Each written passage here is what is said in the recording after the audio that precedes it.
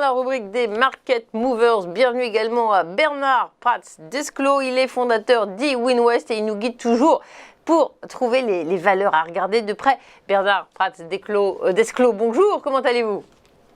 Bonjour Fabienne, je vais très bien. Et vous-même, ça va ? Très bien, ça va bien.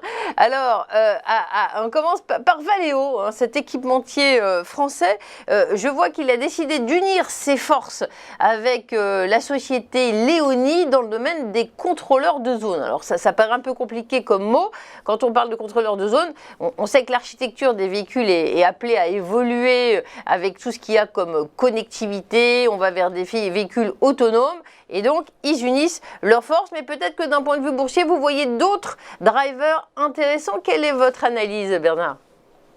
Alors, mon analyse est simple. En fait, ça va être d'expliquer notamment aux investisseurs qui arrivent sur les marchés. On sait qu'avec la crise financière, avec le Covid, il y en a beaucoup qui sont venus en fait en bourse. Et l'exemple de Valeo en fait est typique de ces valeurs que vont rechercher les investisseurs qui débutent. Et lorsqu'on va commencer en fait à s'intéresser à la bourse, on regarde souvent le prix d'une action.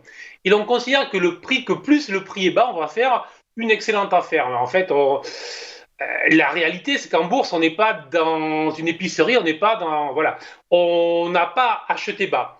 Alors ce qu'il faut très vite reconnaître en bourse, c'est que plus le prix d'une action est bas, ça veut surtout pas signifier que l'action est en solde, ça signifie tout simplement que les investisseurs, les opérateurs, les gérants ne s'intéressent pas à cette action.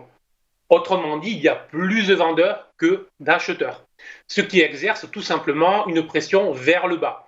Alors, l'exemple que nous avons sous les yeux est vraiment très clair de ce côté-là. Ça fait désormais plusieurs mois que cette valeur évolue vers le bas.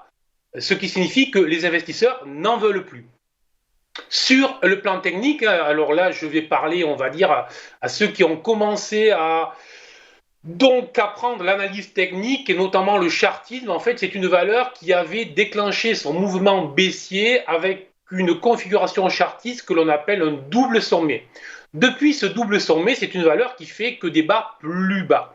Et il faut considérer que du moment qu'elle fait des bas plus bas, ça signifie qu'il ne faut jamais chercher à se positionner à l'achat.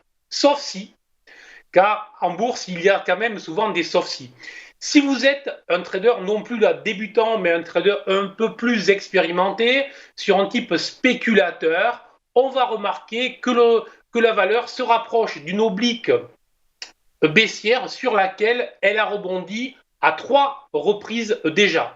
Autrement dit, on pourrait avoir dans les prochaines semaines un petit rebond d'une dizaine de pourcents sur ce titre. Mais attention, dans un mouvement qui reste baissier de moyen long terme pour le moment et uniquement réservé aux spéculateurs plutôt très expérimentés.